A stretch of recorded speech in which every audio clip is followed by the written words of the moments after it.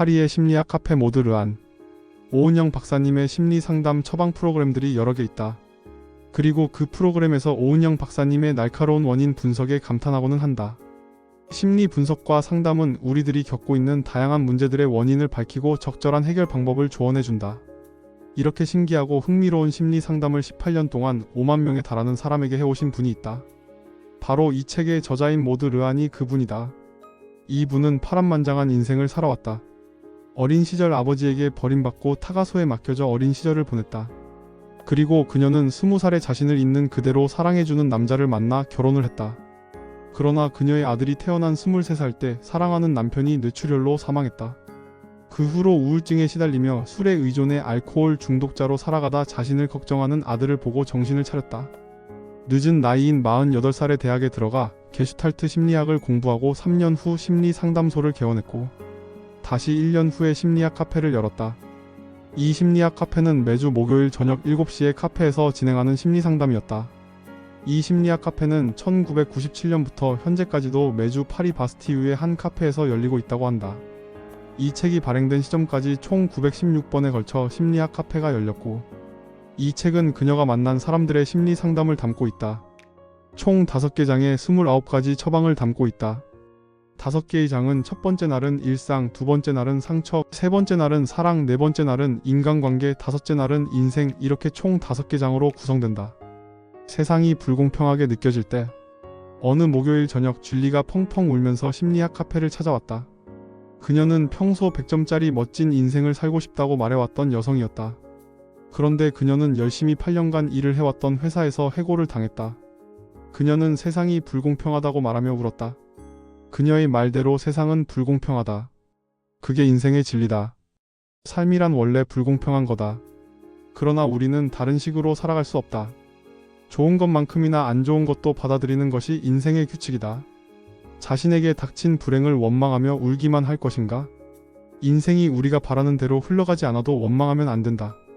진정한 불행은 불행한 사건 그 자체에 있는 것이 아니라 안 좋은 일을 받아들이지 못하는 데 있다. 불행한 일은 언제든지 누구에게나 일어날 수 있고 그게 바로 인생이다. 저자는 자신의 인생에서 이런 경험을 이야기한다. 겨우 23살인 나이에 그녀는 아들을 낳은 해 남편을 잃었다. 어린 나이에 아버지에게 버림받고 성장한 그녀에게 남편의 존재는 상당히 큰 비중을 차지했다. 그런 남편이 죽고 그녀는 인생을 포기하다시피 살았다. 술에 의존해서 살았다. 그러다 그녀는 깨달았다. 다시 일어서는 태도를 선택하기로 마음먹었다. 만약 병에 걸린다면 병마와 싸우겠다는 태도를 선택해야 한다. 부당한 대우를 받았다면 부당함이 사라지도록 힘을 모아 싸워야 한다. 불행에 쓰러질 수 있으나 그대로 주저앉거나 다시 일어서는 태도는 우리의 선택이다. 마음 놓고 울 시간. 저자가 18년 동안 심리학 카페를 열고서 제일 많이 들은 얘기는 왜 이렇게 눈물이 나는지 모르겠네요. 라고 한다. 사람들은 자기 얘기를 경청해주니 마음이 흔들리고 아픔을 털어놓는 동안 눈물을 흘리는 자신의 모습에 스스로 놀라곤 했다.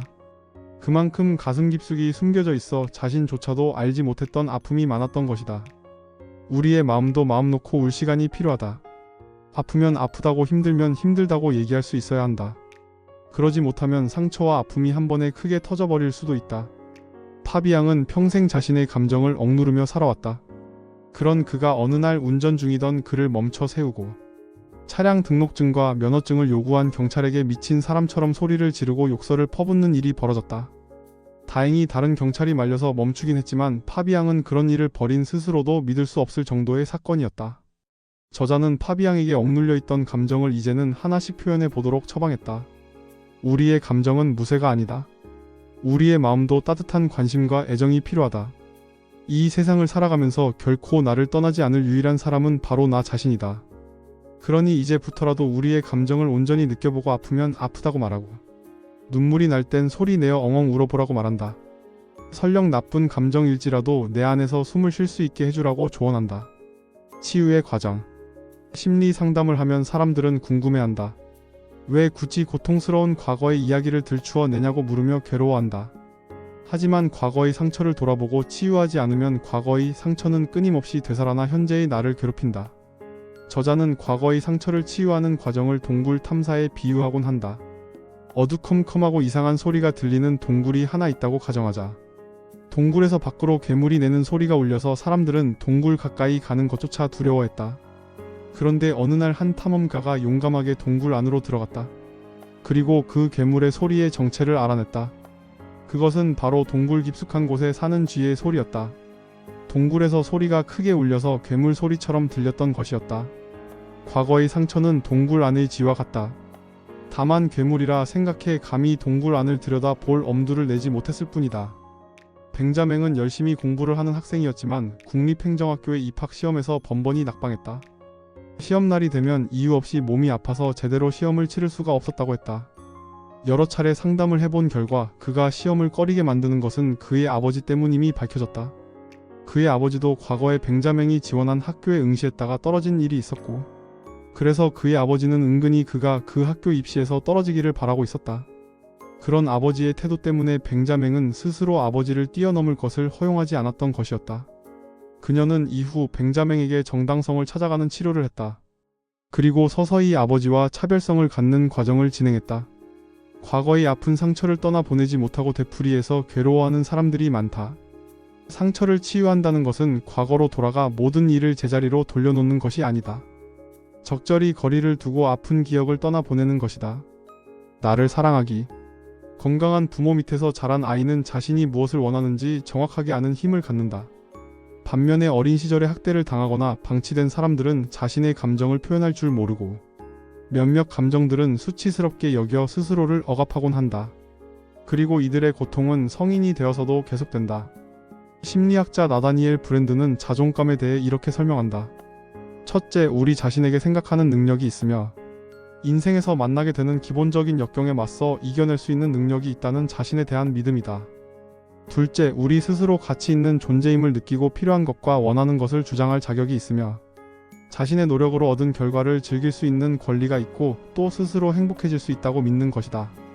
자신을 사랑하는 사람은 시련이 닥쳐도 이겨낼 수 있다는 자신감을 가진다. 이 자존감에는 자신을 존중하는 일도 포함된다. 부당한 요구를 거절하고 무례한 태도로부터 자신을 지키고 자신을 고통스러운 관계 속에 내버려 두지 않으며 원하는 것을 주장하고 상처받지 않을 권리가 있음을 밝히는 것도 자존감이다. 지나치게 자신의 권리를 무시하는 것은 겸손도 미덕도 아니다. 나다니엘 브랜드는 자존감은 천부적으로 생기는 것이 아니라 습득하고 터득해야 하는 기술이라고 말했다. 그가 말하는 자존감을 높이는 6가지 원칙은 다음과 같다. 첫째, 자신이 무엇을 하고 있는지 인식하며 산다. 둘째, 자신을 있는 그대로 인정한다. 셋째, 자신의 선택과 행동에 책임을 진다. 넷째, 자신의 의견을 당당히 드러낸다. 다섯째, 인생의 목적과 목표를 세운다. 여섯째, 정직하게 산다. 자신을 사랑한다는 것은 뭔가를 잘했기 때문에 주어지는 보상이 아니다. 실패를 하고 실수를 할 수 있지만 그럼에도 자기 자신이 충분히 사랑받을 만한 사람이라고 믿는 것이다.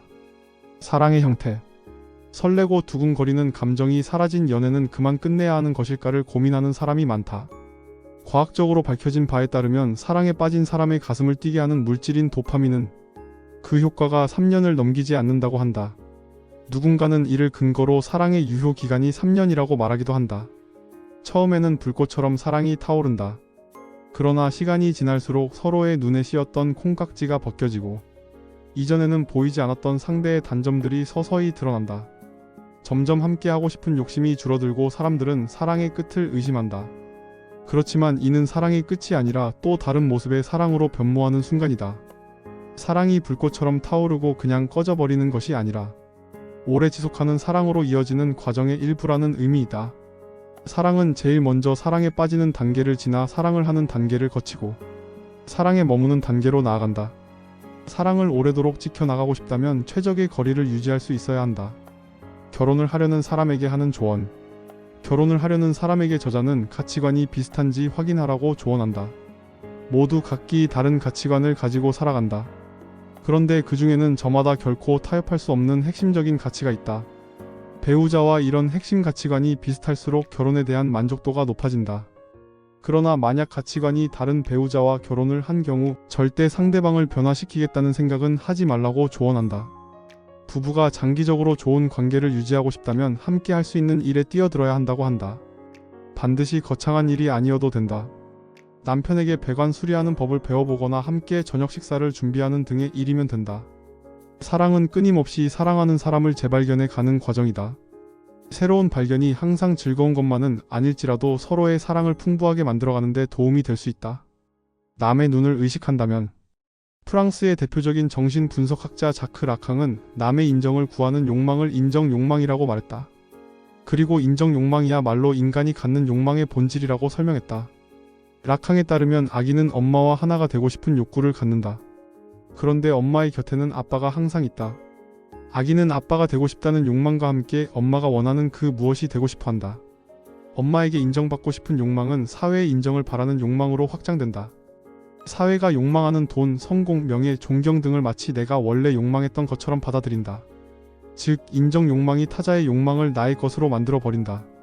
라캉은 무의식의 숨은 깊은 욕망까지도 순전히 나의 것이 아닌 타자로부터 온다고 하여 무의식은 타자의 욕망이라는 말을 남겼다. 최면을 예로 들면 최면술사가 대상자에게 최면으로 강한 암시를 걸 수 있다. 최면에서 깨어나면 라디오를 켜라고 암시를 걸면 대상자는 깨어나서 암시대로 라디오를 켠다.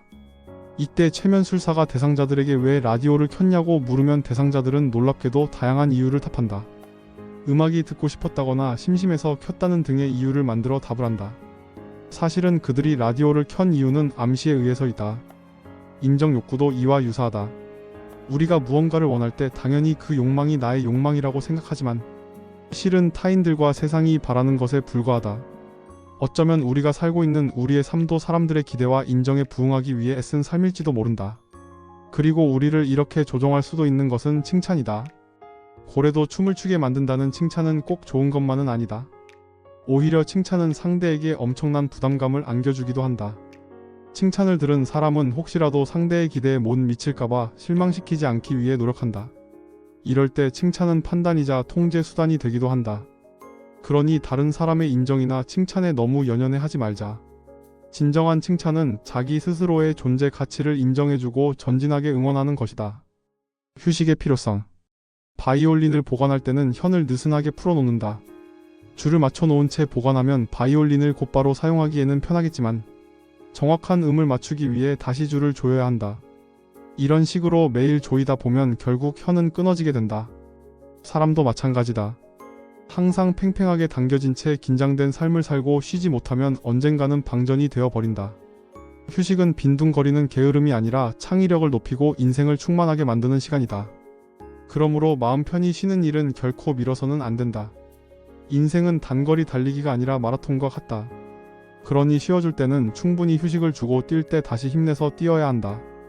타인의 시선에서 자유롭기. 우리가 타인의 시선에 얽매이는 이유는 모든 사람들이 나를 주시하고 있다는 말도 안 되는 착각이 자리 잡고 있어서다. 심리학자 토마스 길로비치는 이에 관해 한 실험을 진행했다. 참가자들에게 우스꽝스럽게 생긴 코미디언의 얼굴이 크게 그려진 티셔츠를 입히고 5명의 평범하게 입은 대학생들과 함께 의자에 앉아 있도록 했다. 실험이 끝난 후 참가자들에게 대학생들의 몇 %가 그의 촌스러운 옷을 눈치챘을지 물어보았다. 참가자들은 5명의 대학생 중 반인 50%는 자신을 기억할 것이라고 대답했다. 그러나 대학생들에게 물어본 결과 그의 옷차림을 기억한 사람은 10%도 되지 않았다. 사람들은 생각보다 타인의 행동에 관심이 없다. 그러니 이제 남에게 보여주기 식으로 사는 것은 그만두고 자유롭게 살아가자. 외모가 중요한 시대. 현대 사회는 왜 외모에 치중할까? 현대 사회는 모든 게 빨리 돌아간다. 그러다 보니 우리는 짧은 시간에 사람을 판단해야만 한다. 그러므로 사람을 판단하는 기준은 성격이 아니라 외모나 옷차림처럼 한눈에 알아볼 수 있는 것들 뿐이다. 그래서 사람들은 더욱 더 자신의 겉모습에 모든 것을 걸게 된다. 자신의 정체성을 발견하는 일보다 다른 사람의 칭찬이나 평가를 통해 나를 증명하는 일이 우선이 된다. 이렇게 외모만을 중시하게 되면서 나타난 문제는 자신을 소외시킨다는 것이다.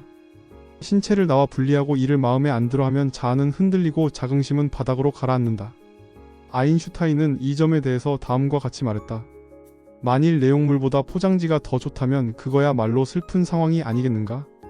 포장지는 내용물을 돋보이게 하는 역할을 제대로 할 때만 빛나는 법이다. 진정으로 오래가는 멋은 결코 외향적인 아름다움에서 비롯되지 않는다. 혼자 있는 시간을 즐겨라. 카티아는 혼자 있는 외로움을 견디지 못해서 자꾸 약속을 잡거나 사람들을 만나려고 했다. 고독과 외로움은 마치 우리를 아무것도 아닌 존재로 느껴지게 만든다. 그래서 이런 기분을 피하기 위해 강박적으로 타인과 관계를 맺음으로써 빈칸을 채우려고 노력한다. 종교 철학자 폴 틸리히에 따르면 혼자 있는 시간은 두 가지 외로움으로 나뉜다고 한다.